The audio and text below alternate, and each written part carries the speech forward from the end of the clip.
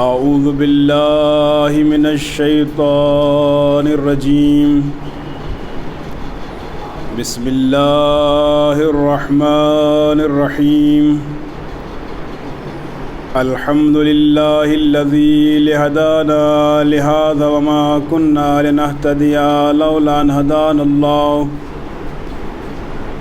لقد جاءت رسل ربنا بالحق الصلاة والسلام على رسول الثقلين محبوب رب المشرقين والمغربين جد الحسن والحسين مولانا ومولى الثقلين أبي القاسم محمد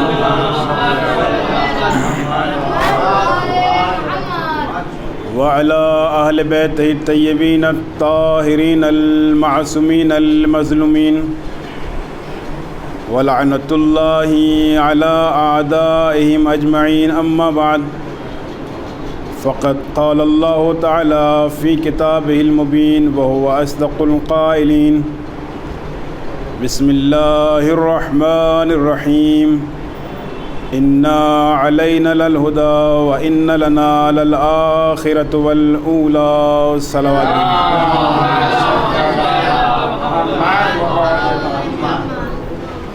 عزیزان محترم، برادران ایمانی، عزاداران سید الشہداء، عشرہ مجالس کی چھٹی مجلس آپ کے سامنے خطاب کرنے کا شرف حاصل ہو رہا ہے۔ مسلسل آپ کے سامنے رہبر الہی کے عنوان سے گفتگو جاری ہے۔ صلوات بھیجیں محمد و آل محمد۔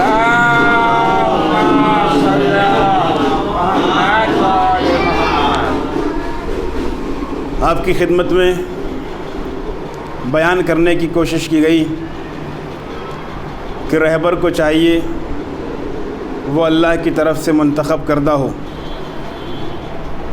کیونکہ انسان ہر دور میں، ہر زمانے میں ہدایت کا محتاج ہے، لہذا اللہ نے ہر زمانے کے اعتبار سے ہادی کا انتظام کیا ہے، رہبر کا انتظام کیا ہے، اور ہر زمانے میں ایک ایسا ہادی بھیجا ہے جو معصوم بھی ہو، جو بے گناہ بھی ہو، جس کے پاس علم بھی پایا جائے، جس کے پاس تقوی بھی ہو۔ یعنی خداوند عالم نے ہادی کا انتخاب اپنے ہاتھ میں اس لیے رکھا ہے تاکہ وہ ایک ایسا ہادی انتخاب کر سکے کہ جس کے ذریعے سے امت کی اصلاح ہو جائے، لوگ گمراہی سے نکل کر ہدایت کی طرف آ جائیں۔ لہذا آپ کی خدمت میں کل میں نے علم رہبر الہی کے بارے میں گفتگو کی تھی کہ رہبر کے اندر علم لدنی ہونا چاہیے، رہبر کے پاس اللہ کا عطا کردہ علم ہونا چاہیے، اس لیے کہ اگر رہبر ہی جاہل ہوگا، اگر رہبر ہی گمراہ ہوگا تو وہ امت کو گمراہی سے کیسے نکالے گا۔ لہذا ہم جس امام کو بھی مانتے ہیں، جس رہبر کو بھی مانتے ہیں، وہ اس لیے مانتے ہیں کہ وہ اللہ کا انتخاب کردہ ہے، اس کو اللہ نے منتخب کیا ہے۔ ایسا نہیں ہے کہ ہم ائمہ کو اس لیے مانتے ہیں کہ وہ مولائے کائنات کے فرزند ہیں، نہیں، اللہ نے ان کو انتخاب کیا ہے، کیونکہ اللہ نے فرزند ہونے کی وجہ سے ان کا انتخاب نہیں کیا ہے بلکہ علم کی وجہ سے انتخاب کیا ہے۔ آپ دیکھیں کہ جناب داؤد نبی علیہ السلام، ایک صلوات بھیجیں محمد علیہ،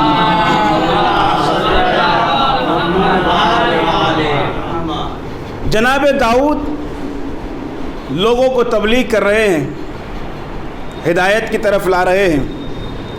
جب جناب داؤد کا آخری وقت آیا تو اللہ نے جناب داؤد کو حکم دیا کہ اب تم جانشین بناؤ جناب سلیمان علیہ السلام کو، جبکہ جناب سلیمان جناب داؤد کے سب سے چھوٹے فرزند ہیں، لہذا فرزند ہونے کی وجہ سے اللہ رہبر کا انتخاب نہیں کرتا ہے۔ اور واضح کر دوں اور کلیئر کر دوں یوسف نامہ آپ نے سبھی نے دیکھا ہوگا کہ جناب یوسف کے علاوہ جناب یعقوب کے 11 فرزند ہیں، اور لیکن جناب یعقوب کی سب سے زیادہ توجہ جناب یوسف کی طرف ہے۔ کیوں؟ کیونکہ انہیں نبی بننا ہے، انہیں رہبر بننا ہے۔ عزیزو، جناب یوسف دوسرے بھائیوں سے چھوٹے تھے، لیکن جناب یعقوب کے ذریعے سے اللہ نے جناب یوسف کو نبی بنایا۔ لہذا فرزند ہونا معیار نہیں ہے بلکہ علم معیار ہے۔ اسی طریقے سے جناب داؤد نے جناب سلیمان کو اپنا جانشین اور اپنا خلیفہ بنایا، جبکہ دوسرے فرزند بھی موجود تھے، جناب سلیمان سے بڑے بھائی موجود تھے، مگر علم کی وجہ سے جناب داؤد نے جناب سلیمان کو نبی بنایا، جناب سلیمان کو جانشین بنایا اور امتحان لیا۔ 2 شخص جناب داؤد کی خدمت میں حاضر ہوتے ہیں، ایک کیس لے کر کے، اور کہتے ہیں کہ دونوں میں اختلاف ہے۔ ایک شخص دوسرے شخص کی شکایت کرتا ہے کہ یا نبی اللہ، اس شخص کی بھیڑوں نے میرے کھیت کو خراب کر دیا ہے، جبکہ میرا کھیت آمادہ ہو چکا تھا، تیار ہو چکا تھا، لیکن اس شخص کی بھیڑوں نے میرے کھیت کو نقصان پہنچایا ہے۔ یا نبی اللہ، میرے اور اس کے درمیان فیصلہ کیجیے۔ جناب داؤد نے فیصلہ سنایا، اور فیصلہ جان بوجھ کر کے غلط سنایا تاکہ امتحان لے سکے جناب سلیمان کا۔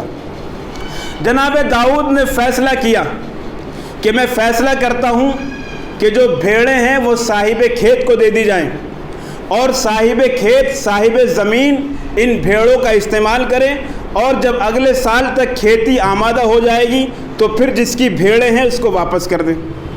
توجہ نظر محترم، جس کی بھیڑ ہیں، جس کی بکریاں ہیں، اس کو واپس کر دیں 1 سال کے بعد، اور جس کی بھیڑوں نے نقصان پہنچایا ہے وہ محنت کرے گا، وہ کشاورزی کرے گا، وہ زراعت کرے گا، اور کھیت کو ایسے ہی آمادہ کرے گا جس طرح سے تھا۔ جناب سلیمان بیٹھے ہوئے ہیں اور بھی فرزند بیٹھے ہوئے ہیں۔ جناب داؤد نے کہا کہ کسی کو میرے فیصلے سے اعتراض تو نہیں ہے؟ سارے فرزند بیٹھے ہوئے ہیں، کسی نے اعتراض نہیں کیا کہ نبی اللہ فیصلہ کر رہے ہیں، لہذا ہمیں کوئی حق نہیں ہے نبی اللہ کے فیصلے پر اعتراض کرنے کا۔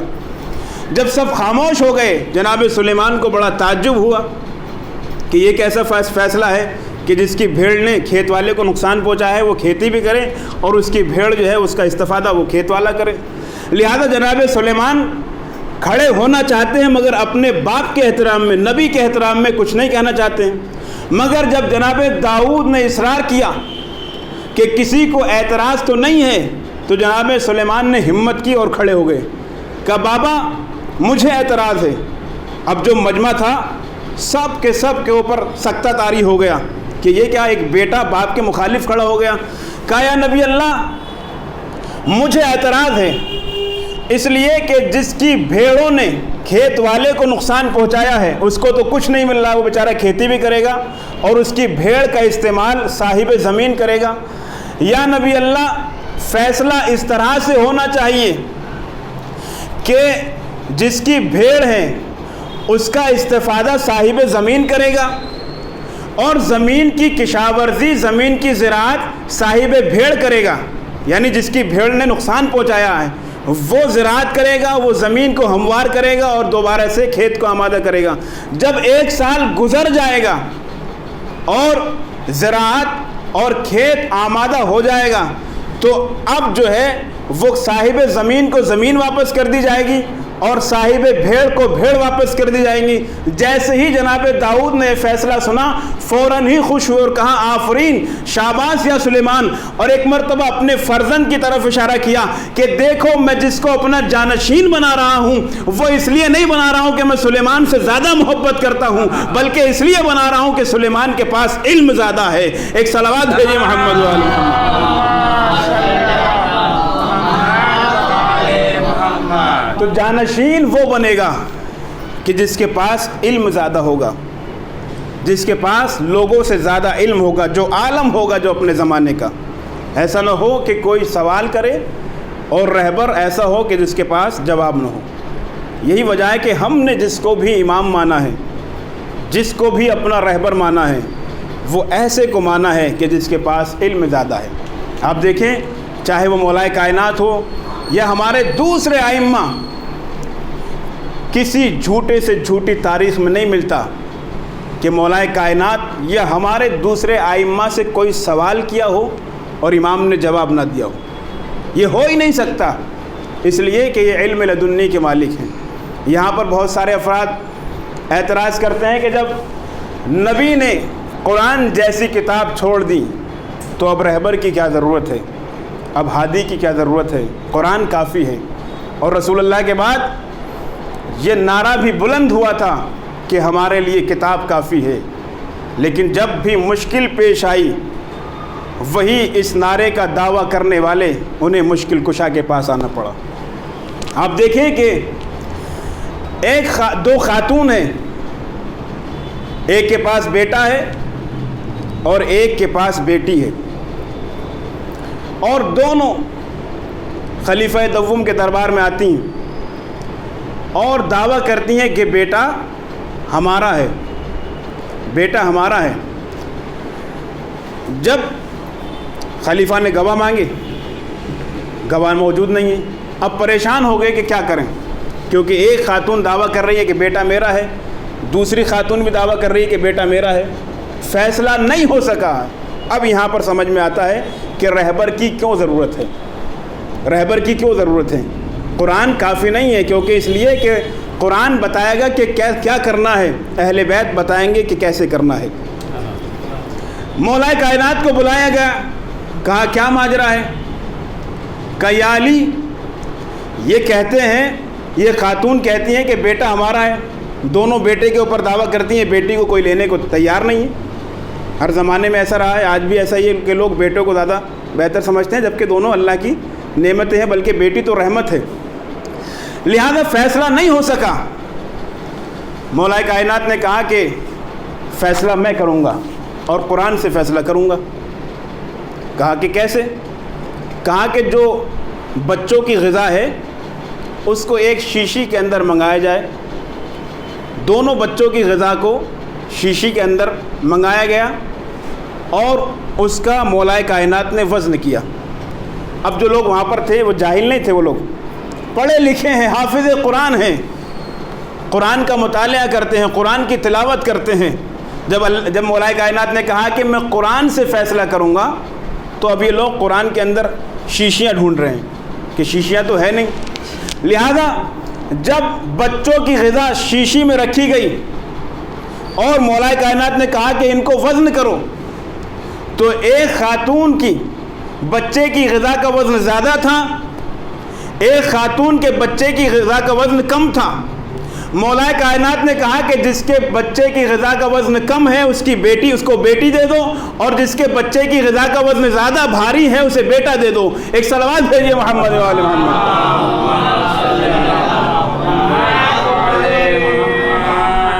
اس لیے کہ قرآن کہتا ہے کہ بیٹے کی میراث ڈبل ہے اور بیٹی کی میراث آدھی ہے. وہ الگ بات ہے کہ ہمارے سماج میں، ہمارے معاشرے میں، ہماری سوسائٹی میں بیٹیوں کو میراث نہیں دی جاتی، جبکہ قرآن کی نقطۂ نگاہ سے اگر آپ دیکھیں اور شریعت کی نگاہ سے دیکھیں تو بیٹی کا آدھا حق ہے. مگر آج کے دور میں بہت سارے افراد وہ ہیں کہ جو اپنی بیٹیوں کا حق ادا نہیں کرتے ہیں. وہ سمجھتے ہیں کہ اگر ہم نے شادی کر دی تو ہم نے بیٹیوں کا حق ادا کر دیا. نہیں، جتنی میراث بیٹے کو ملے گی اس کی آدھی میراث بیٹی کو ملے گی. ایک صلوات بھیجیے محمد والی.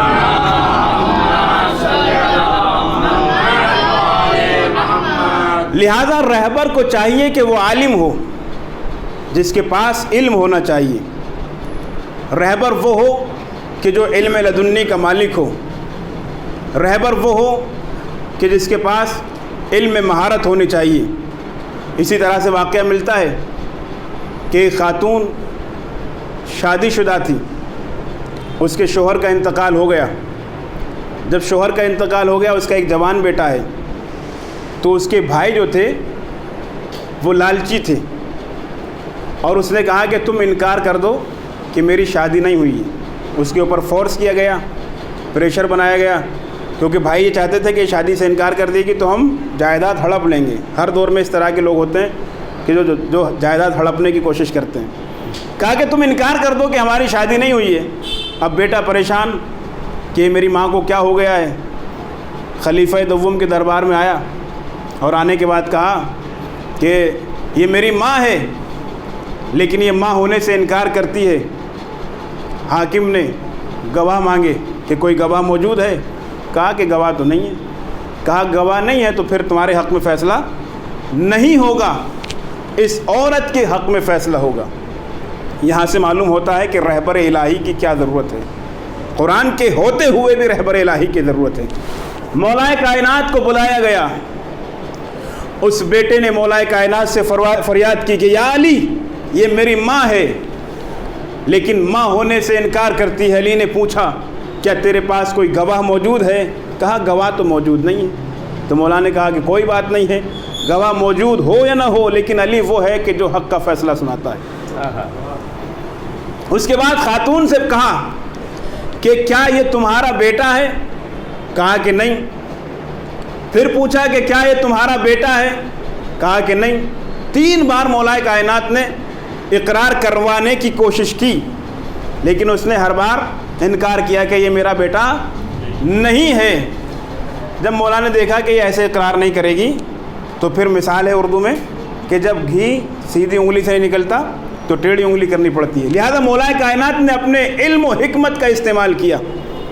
ایک مرتبہ اس خاتون کے بھائیوں کی طرف مخاطب ہوئے اور مخاطب ہونے کے بعد کہا اچھا ٹھیک ہے کہ تمہاری بہن کی شادی نہیں ہوئی ہے، کیا تم چاہتے ہو کہ تمہاری بہن کی شادی ہو جائے؟ کیا تم چاہتے ہو کہ میں علی تمہاری بہن کی شادی کروا دوں؟ بڑے خوش ہوئے، کہا یا علی یہ تو بڑے فخر کی بات ہے، ہمیں فخر ہوگا کہ ہماری بہن کی شادی علی نے کروائی ہے۔ تو ایک مرتبہ اپنے غلام قمبر سے کہا کہ قمبر جاؤ اور فلاں جگہ سے درہم و دینار لے کر آؤ، اور وہ جو بیٹا تھا اس کا جو یہ دعویٰ کر رہا تھا کہ یہ میری ماں ہے، وہ درہم و دینار اس کے ہاتھ میں دیے اور کہا کہ تم مہر کے طور پر اس عورت کے دامن میں رکھ دو۔ اب جیسے ہی درہم و دینار اس بیٹے نے اپنی ماں کے دامن میں رکھے، اس عورت نے ہاتھوں کو جوڑا، کہا یا علی معاف کیجئے گا، ماں اور بیٹے کی شادی نہیں ہوا کرتی۔ علی نے فرمایا کہ مجھے تو معلوم ہے کہ اس لیے کہ میں علم غیب کا مالک ہوں، مگر میں تیری زبان سے اقرار کروانا چاہتا تھا کہ تم اور ماں اور بیٹے کا رشتہ ہے۔ ایک صلوات بھیجیے محمد و آل محمد۔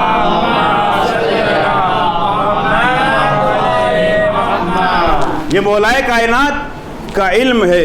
کہا کہ میں جانتا ہوں میرے پاس علم غیب ہے، مگر میں تمہاری زبان سے اقرار کروانا چاہتا ہوں، میں تمہاری زبان سے اعتراف لینا چاہتا ہوں کہ تمہارا رشتہ ماں اور بیٹے کا ہے، لہذا فیصلہ ہو گیا۔ ایک صلوات بھیجیے محمد والی۔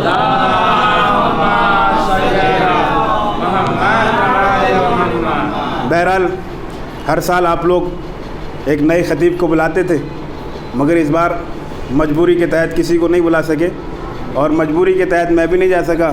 پورے سال مجھے آپ سنتے رہتے ہیں، لوگوں کو انتظار رہتا ہے کہ عشرے میں کوئی نئے مولانا آئیں گے، لیکن بہرحال اب کوئی چارہ بھی نہیں ہے، اب آپ کو مجھے برداشت کرنا ہوگا۔ ایک صلوات بھیجیے محمد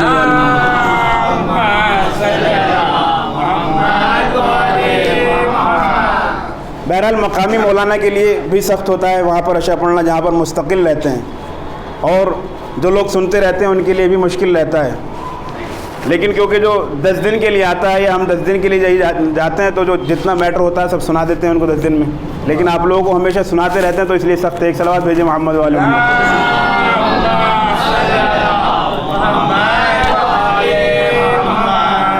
تو عزیزوں، رہبر کے لیے ضروری ہے کہ وہ صاحب علم ہو، رہبر کے لیے ضروری ہے کہ وہ صاحب علم لدنی ہو۔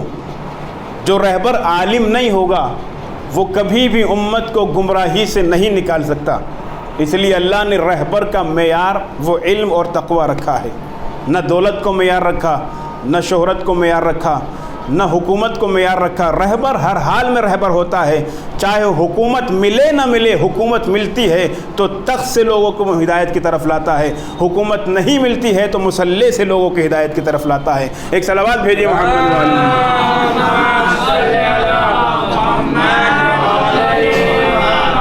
ہمارے ہر امام، ہمارے جتنے بھی رہبر ہیں، کسی کے یہاں پر علم کی کمی نہیں ہے، 5ویں امام کا زمانہ ہے، امام سفر کر رہے ہیں، دیکھا کہ ایک جگہ پر مجمع جمع ہے، بھیڑ ہے، دیکھا کہ ایک عیسائی پادری ہے، راہب ہے کہ جو ہر سال نکلتا ہے۔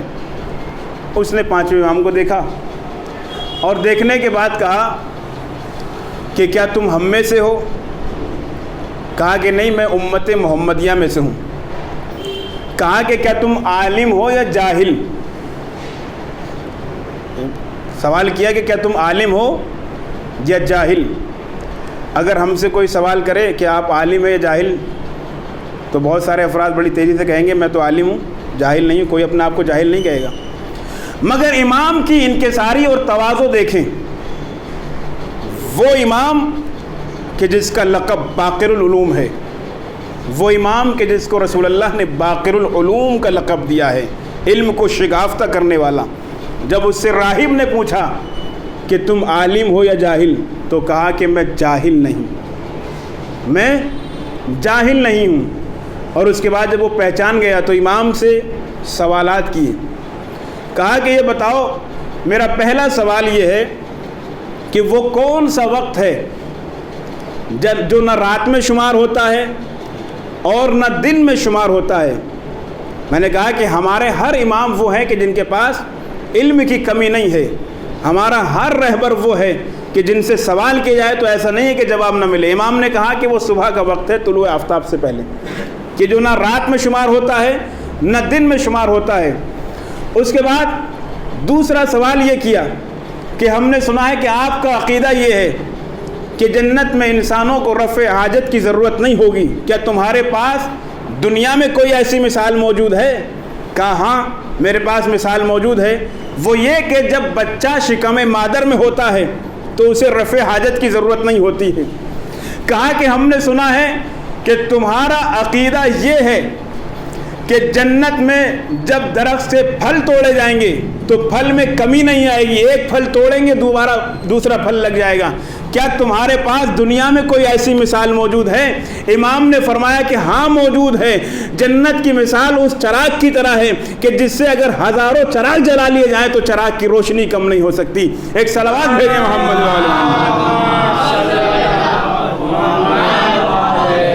ہر امام وہ ہیں کہ جن کے یہاں پر علم کی کمی نہیں ہے، کوئی بھی امام ہو۔ اور عزیزو، ہمارے ہر امام کا امتحان لیا گیا، ہر امام کو رسوا کرنے کی کوشش کی سوالات کے ذریعے سے، چاہے وہ کوئی بھی امام ہو۔ 8ویں امام کا زمانہ ہے اور 8ویں امام کے زمانے میں ہارون رشید نے امام رضا کو بلایا، مامون رشید نے امام رضا کو بلایا۔ ایک صلوات بھیجیں محمد اور امام کا امتحان لینے کے لیے ہر مذہب کے عالم کو بلایا، کوئی عیسائی عالم ہے، کوئی یہودی عالم ہے، اور کہا دربار میں، امام نے کہا کہ تم پہلے سوال کرنا چاہتے ہو یا پہلے میں سوال کروں؟ کہا کہ آپ سوال کیجیے۔ امام نے پہلا سوال توحید کے بارے میں کیا اپنے علم کے ذریعے سے۔ جو عیسائی عالم ہے اس سے کہا کہ میں نے سنا ہے کہ جناب عیسیٰ نماز نہیں پڑھتے تھے، کیونکہ جو عیسائی کا عقیدہ ہے وہ یہ ہے کہ جناب عیسیٰ خدائی میں شریک ہیں، لہذا جناب امام رضا نے کہا کہ میں نے سنا ہے کہ جناب عیسیٰ نماز نہیں پڑھتے تھے۔ جیسے ہی عیسائی عالم نے سنا فوراً اسے غصہ آ گیا، کہا کیا کہتے ہیں آپ؟ جناب عیسیٰ تو عابد تھے، جناب عیسیٰ تو سجدہ کرتے تھے، رکوع کی حالت میں رہتے تھے۔ امام نے کہا کہ بس یہی تو اعتراف کرانا چاہتا تھا کہ جو انسان سجدہ کرتا ہے وہ بندہ ہوتا ہے، خدا نہیں ہوتا۔ ایک صلوات بھیجیے محمد وعلی محمد۔ اس کے بعد امام یہودی عالم کی طرف متوجہ ہوئے اور متوجہ ہونے کے بعد کہا کہ یہ بتاؤ کہ تم جناب موسیٰ کے علاوہ دوسرے نبیوں کو کیوں نہیں مانتے؟ جناب عیسیٰ کو کیوں نہیں مانتے؟ رسول اللہ کو کیوں نہیں مانتے؟ کہا اس لیے کہ جناب موسیٰ نے بہت سارے معجزے دکھائے۔ امام نے کہا کہ دوسرے نبیوں نے بھی معجزے دکھائے ہیں، جناب عیسیٰ نے بھی معجزے دکھائے ہیں۔ جناب عیسیٰ مردوں کو زندہ کر دیا کرتے تھے، رسول اللہ نے چاند کے 2 ٹکڑے کیے ہیں، اور بہت سارے معجزے۔ کہا کہ وہ میں نے سنا ہے کہا کہ یہ بتاؤ کہ جناب موسیٰ کے معجزے کو تم نے اپنی آنکھوں سے دیکھا ہے؟ کہا کہ نہیں، معتبر کتابوں میں نے پڑھا ہے، توریت میں پڑھا ہے۔ تو ایک مرتبہ امام رضا علیہ السلام اس یہودی عالم کی طرف مخاطب ہوتے ہیں، اور مخاطب ہونے کے بعد کہتے ہیں کہ توریت کھول۔ اس نے توریت کو کھولی، اور کھولنے کے بعد کہا کہ اپنے دائیں صفحے کی طرف پڑھ۔ دائیں صفحے پہ یہ لکھا ہوا ہے، امام رضا تخت پہ بیٹھے ہوئے، عالم دور بیٹھا ہوا ہے۔ امام نے کہا جو تیرے ہاتھ میں توریت ہے اس کی دائیں جانب پڑھ، اس پر فلاں جگہ پر یہ لکھا ہوا ہے۔ اب جیسے ہی عالم نے سنا بڑے تعجب میں پڑ گیا، حیرت میں پڑ گیا۔ کہا کہ یہ کیسے ممکن ہے کہ آپ دور تخت پر بیٹھے ہوئے ہیں اور میں یہاں پر بیٹھا ہوا ہوں، آپ وہاں بیٹھ کر کے توریت کا مطالعہ کر رہے ہیں؟ امام نے فرمایا یہی تو بتانا چاہتا ہوں، میں حجت خدا ہوں، میں دور رہ کر کے بھی توریت کا مطالعہ کر سکتا ہوں۔ اور اس کے بعد امام نے فرمایا کہ اے یہودی عالم، تو توریت کو چاہے جس جگہ سے کھول لے، میں ہر صفحہ یہاں بیٹھ کر کے پڑھ سکتا ہوں۔ اس کے بعد یہ یہودی عالم نے اعتراف کیا اور مجمع کی طرف مخاطب ہو کے کہا کہ میں توریت کا عالم ہوں، میں توریت کی تلاوت کرتا ہوں، میں توریت کا مطالعہ کرتا ہوں، لیکن قسم ہے اس ذات کی جس کے قبضے قدرت میں میری جان ہے، اگر دنیا کے اندر کوئی عالم ہے، اگر دنیا کے اندر کوئی توریت کا جاننے والا ہے تو وہ یہی شخص ہے۔ ایک صلوات بھیجئے محمد و آل محمد۔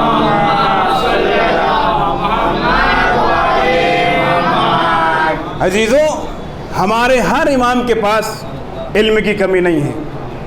آپ دیکھیں کہ، اور ایک بات اور بتا دوں، وہ یہ کہ جس کے پاس علم لدنی ہوتا ہے، جس کو اللہ انتخاب کرتا ہے، اس کے یہاں پر سن کا کوئی معیار نہیں ہوتا، عمر کا کوئی معیار نہیں ہوتا، کیونکہ بہت ساری جگہ پر، بہت سارے مذہب میں معیار ہوتا ہے عمر کا، کہ جو جتنا بزرگ ہوگا اتنا بڑا عالم ہوگا، مگر ہمارے یہاں پر بزرگی کا معیار نہیں ہے، علم کا معیار ہے۔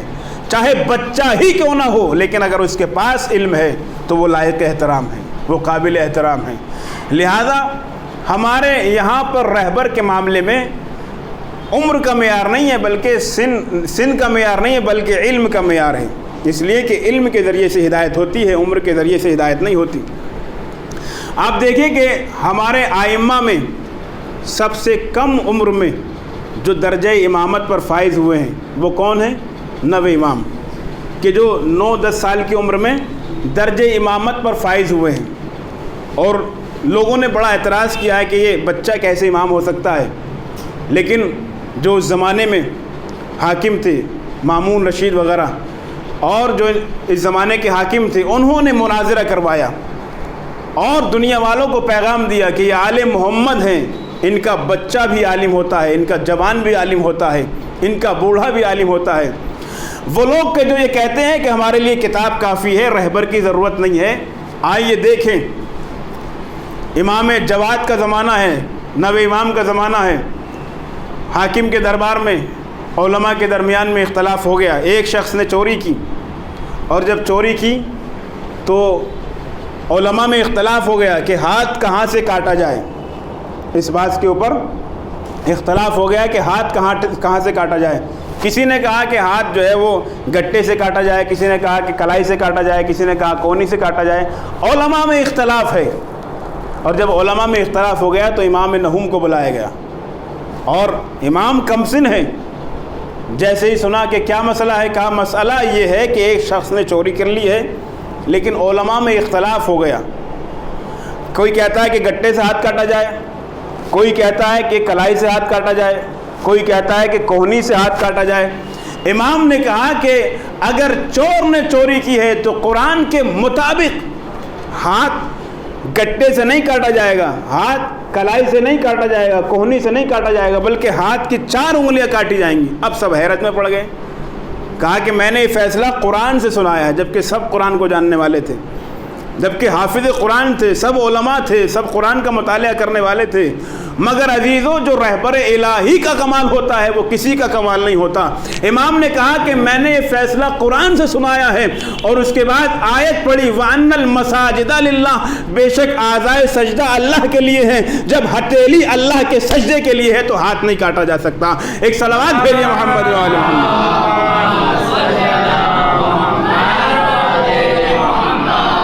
یہ کمال ہے، ہمارے ہر رہبر کے پاس علم کی کمی نہیں ہے، علم کی منزل معراج پر پہنچے ہوئے ہیں۔ اور امام بچپنا ہے، ظاہری اعتبار سے امام کم سن ہیں، مگر علم کے اعتبار سے علم کی منزل معراج پر پہنچے ہوئے ہیں۔ زمانے کے حاکم نے بڑے عالم دین کو بلایا، بغداد کا مشہور و معروف عالم یحییٰ بن اقسم امام سے مناظرہ کرنے کے لیے، اور پوری حکومت میں مشہور ہو گیا کہ ایک بچے کا اور ایک بزرگ عالم کا مناظرہ ہوگا۔ ہزاروں کی تعداد میں لوگ جمع ہو گئے۔ یحییٰ بن اقسم جو ایک بڑا عالم ہے اپنے زمانے کا، بغداد کا سب سے بڑا عالم، امام سے سوال کرتا ہے۔ بہرحال میں اپنی منزل تک آ رہا ہوں دھیرے دھیرے۔ امام سے سوال کرتا ہے، کہا کہ یہ بتائیے کہ جس نے حالت احرام میں شکار کیا ہے اس کا کفارہ کیا ہوگا؟ وہ سوچ رہا تھا کہ بچہ ہے، ان کو کیا پتہ، نماز روزے کے مسئلے تو معلوم ہوں گے مگر حج کے مسائل سخت ہیں، انہیں پتہ نہیں ہوگا، لہذا اس نے حج کے سے متعلق سوال کیا۔ کہا یہ بتاؤ کہ اگر کسی نے حالت احرام میں شکار کیا ہے تو اس کا کفارہ کیا ہوگا؟ امام کا زمانہ کم سن کا زمانہ ہے، 9-10 برس کی عمر ہے۔ امام نے کہا کہ اے یحییٰ بن اقسم، تمہارا سوال مکمل نہیں ہے، تمہارا سوال کمپلیٹ نہیں ہے، تمہارا سوال مکمل نہیں ہے۔ کہا کیسے؟ کہا یہ بتاؤ کہ جس نے حالت احرام میں شکار کیا ہے اس نے جان بوجھ کر کے کیا ہے یا بھولے سے کیا ہے؟ جس نے حالت احرام میں شکار کیا ہے وہ بالغ تھا، نابالغ تھا، وہ غلام تھا یا آزاد تھا، اس نے چھوٹے پرندے کا شکار کیا ہے یا بڑے پرندے کا شکار کیا ہے، اس نے رات کی تاریکی میں شکار کیا ہے یا دن کے اجالے میں شکار کیا ہے، اس سے پہلے بھی شکار کر چکا ہے یا شکار پر اصرار رکھتا ہے؟ یہ بتا کہ جس نے شکار کیا ہے وہ دوبارہ اصرار رکھتا ہے یا پشمان ہے؟ بس عزیزوں یہ سوال سننے تھے، یحییٰ بن اقسم تعجب میں رہ گیا اور اپنا سوال کر کر ہی پھنس گیا۔ ایک صلوات بھیجیے محمد والی۔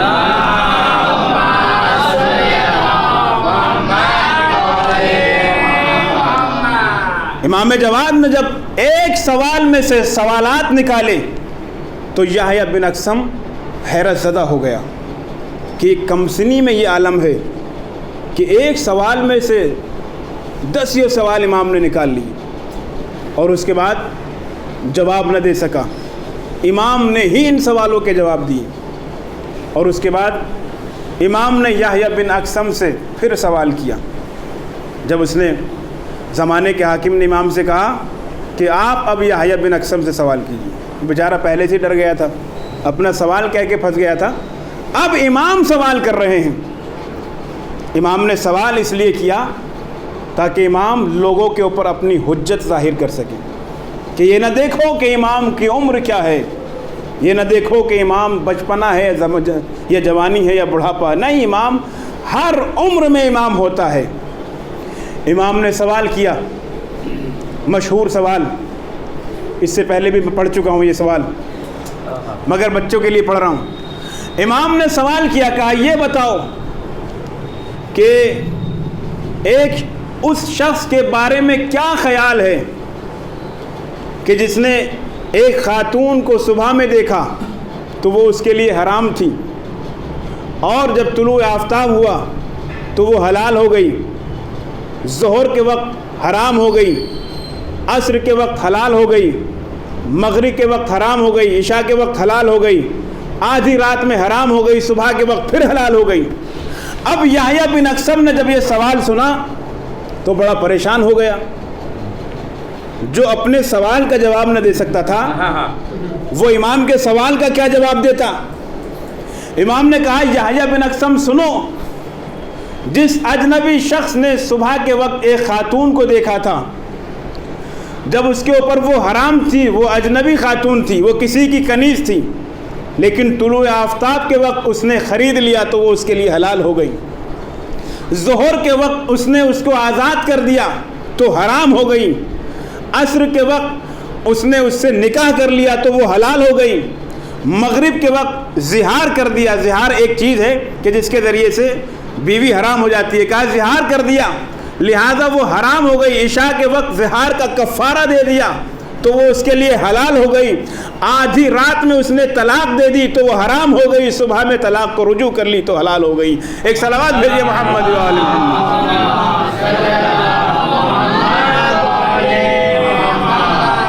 یہ ائمہ کا کمال ہے کہ اگر بچپن میں بھی ہوتے ہیں تو بڑے سے بڑے عالم ان کے سامنے لرزتے ہیں، کیونکہ جو علم اللہ عطا کرتا ہے اس کے سامنے دنیا کا بڑے سے بڑا عالم نہیں ٹک سکتا۔ لہذا ضروری ہے کہ رہبر الہی وہ ہو کہ جس کے پاس علم لدنی ہو، رہبر الہی وہ ہو کہ جس کے پاس علم الہی ہو، اس لیے کہ جب علم الہی ہوگا تو وہ لوگوں کو گمراہی سے نکال سکتا ہے۔ عزیز و ائمہ کی تو بات دور ہے، جو ان کے چاہنے والے ہیں، جو ان کے دروازے سے متمسک ہو جاتے ہیں، جو ان کے دروازے کے فقیر بن جاتے ہیں، وہ بھی فقیہ کہلاتے ہیں، وہ بھی عالم کہلاتے ہیں، وہ بھی دانا کہلاتے ہیں۔ آپ دیکھیں کہ جناب بہلول دانا مشہور ہیں، جن کو دانا کا لقب ملا، یعنی عقل مند دانا ہے، مگر تقیہ کی وجہ سے اپنے علم کو چھپائے ہوئے ہیں اور نادانی اور دیوانگی کا اظہار کرتے ہیں۔ آپ جانتے ہیں کہ جناب بہلول دانا سے بس اپنی منزل تک آ رہا ہوں دھیرے دھیرے، جناب بہلول دانا سے سوال کیا۔ ایک شخص نے کہا کہ بہلول کوئی ایسا کام بتاؤ کہ جس میں فائدہ حاصل ہو۔ جناب بہلول نے، برسات کا زمانہ تھا، بہلول دانا کہا بہلول دانا کوئی ایسا کام بتاؤ کہ جس میں فائدہ ہو۔ برسات کا زمانہ تھا، بہلول دانا نے کہا کہ لوہا خرید لو اور لوہے میں تمہیں فائدہ ہوگا۔ بہرحال اس کو فائدہ ہوا، بڑا خوش ہوا، اس نے کسی کو بتایا۔ اب دوسرا شخص آیا، اس نے بہلول دانا کے اوپر طنز کسا، کہا بہلول دیوانے مجھے کوئی کام بتاؤ جس میں فائدہ ہو۔ برسات کا زمانہ تھا، بہلول دانا نے کہا کہ پیاز خرید لو، بڑا فائدہ ہوگا۔ اب وہ بیچارہ گیا، پیاز خریدی، مگر برسات میں پیاز گل گئی، بڑا غصے میں آیا، ناراض ہو گیا، کہا بہلول دانا ہم نے تم سے کہا تھا کوئی ایسا کام بتاؤ جس میں فائدہ ہو، لیکن اس میں تو ہمیں نقصان ہو گیا، اور تم نے فلاں شخص کو کہا اچھا کام بتایا، اسے فائدہ ہو گیا۔ بہلول نے کہا کہ اس نے مجھے دانا کہا تھا، عقل مند کہا تھا، اس لیے میں نے عقل مندوں والا کاروبار بتایا، تو نے مجھے بے وقوف کہا تھا، اس لیے بے وقوف والا کاروبار بتایا۔ ایک صلوات بھیجیے محمد و آل محمد۔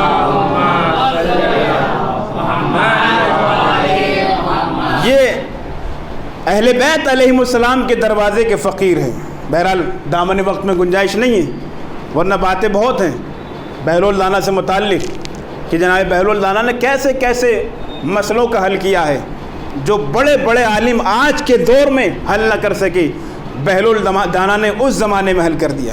اس لیے کہ یہ آل محمد کے دروازے سے منسلک ہونے کا کمال ہے، جو ان کے دروازے پہ آ جاتا ہے وہ بھی عالم بن جاتا ہے، وہ بھی فقیہ کہلاتا ہے، اور جو لوگ اس در سے دور ہو گئے وہ گمراہ ہو گئے، اور عزیزو اور آج تک گمراہ ہیں، کیونکہ پیغمبر نے اسی زمانے میں کہہ دیا تھا انی تارک فیکم الثقلین کتاب اللہ و اطرتی، میں تمہارے درمیان دو چیزیں چھوڑے جا رہا ہوں، اللہ کی کتاب اور میری اطرت، اگر تم نے ان دونوں میں سے کسی کو بھی چھوڑ دیا تو گمراہ ہو جاؤ گے۔ لہذا جن لوگوں نے بھی اہل بیت کے دامن کو چھوڑ دیا وہ آج بھی گمراہ ہیں، وہ آج بھی ہدایت سے دور ہیں۔ کیوں؟ اس لیے کہ اللہ نے ان کو منزل کمال عطا کیا ہے، اللہ نے ان کو علم عطا کیا ہے، اللہ نے ان کے ذریعے سے امت کی ہدایت کی ہے، اللہ نے ان کے ذریعے سے گمراہوں کو ہدایت کی طرف لایا ہے۔ مگر عزیزوں، لوگ بغض و حسد کی وجہ سے اہل بیت علیہم السلام سے دور ہو گئے، بغض و حسد کی وجہ سے اہل بیت علیہم السلام کو بڑے مظالم اور ظلم کیا ہے۔ عزیزوں، ادھر جب تک پیغمبر تھے، پیغمبر تاکید کرتے رہے کہ یہ میرے اہل بیت ہیں، یہ میرے اہل بیت ہیں، ان سے دور نہ ہونا، ان کے اوپر ظلم نہ کرنا۔ مگر ادھر رسول اللہ کی آنکھ بند ہوئی، ادھر اہل بیت علیہم السلام کے اوپر ظلم ہو گیا، ادھر رسول اللہ کی آنکھ بند ہوئی، ادھر علی جیسے شیر کے گلے میں رسن کا پھندا ڈالا گیا، ادھر رسول اللہ کی آنکھ بند ہوئی، ادھر فاطمہ زہرا جیسی بیٹی کے دروازے پر آگ لگا دی گئی۔ اور عزاداروں، یہ بغض اہل بیت، یہ ظلم مدینے میں نہیں رکا، بلکہ یہ ظلم مدینے سے کربلا پہنچ گیا۔ یہ آسان ظلم نہیں تھا کہ وہ نواسے رسول کہ جس کو رسول اللہ نے بڑے پیار سے پالا تھا، جس کو رسول اللہ نے بوسے دیا کرتے تھے، جس کے لیے رسول اللہ عید کے دن ناکہ بنے تھے، جس کے بارے میں رسول اللہ نے کہا تھا حسین منی وانا من الحسین، حسین مجھ سے ہے اور میں حسین سے ہوں، وہی حسین کربلا کے میدان میں تنہا کھڑا ہے۔ آسان نہیں ہے، اس لیے کہ حسین وہ ہیں کہ جن سے رسول اللہ محبت کرتے ہیں، مگر امت نے اسی حسین کو تنہا چھوڑ دیا۔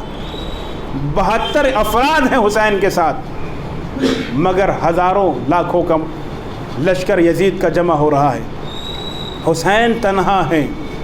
عزاداروں، 2 محرم میں حسین وارد ہوئے ہیں اور ایک دن گزر رہا ہے، اور ماہ محرم کا آج 5 محرم گزر چکی ہے، دھیرے دھیرے یہ محرم ختم ہو جائے گا۔ جتنا گریہ کرنا ہے، جتنا پرسہ دینا ہے، فاطمہ زہرا کو پرسہ دے لیجیے، جتنا گریہ کرنا ہے، جتنا آنسو بہانا ہے بہا لیجیے۔ شب عاشور ہے، امام حسین علیہ السلام خیام کے نزدیک ٹہل رہے ہیں، ایک بیوی کی آواز سنی جس کا نام زینب ہے۔ زینب اپنے بچوں کو سمجھا رہی ہیں، اے بیٹو کل تمہیں ماموں کے اوپر قربان ہونا ہے،